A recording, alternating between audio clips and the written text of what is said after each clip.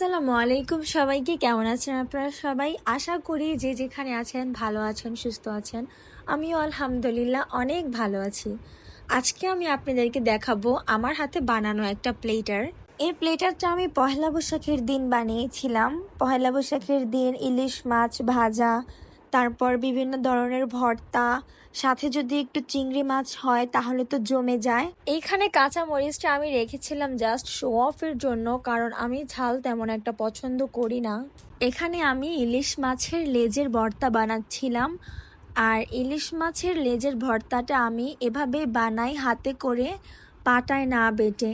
আর সাবধানতার জন্য হাতের মধ্যে গ্লাভস পরে নিয়েছিলাম। এখানে ছিল শুকনা মরিচ, ধনে পাতা, তারপর পেঁয়াজটা আমি তেলের ওপর ভেজে একটু নরম করে নিয়েছিলাম, আর সরিষার তেল।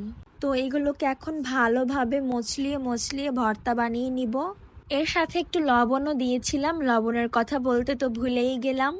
আর এইদিকে হচ্ছিল চিংড়ি মাছ ভুনা। তো এইখানে আমার ইলিশ মাছের লেজের ভর্তাটা কমপ্লিট হয়ে গিয়েছে।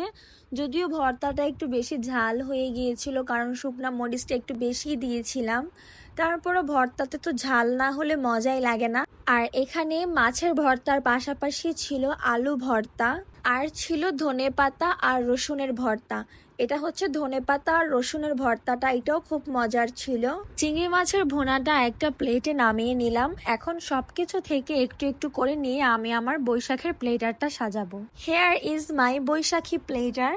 এখানে ইচ অ্যান্ড এভরিথিং আমি নিজের হাতে বানিয়েছি। প্লেটের মধ্যে ধনেপাতা আর রসুনের ভর্তাটা নিতে ভুলে গিয়েছিলাম। তো এই তো আমার পহেলা বৈশাখের প্লেটার।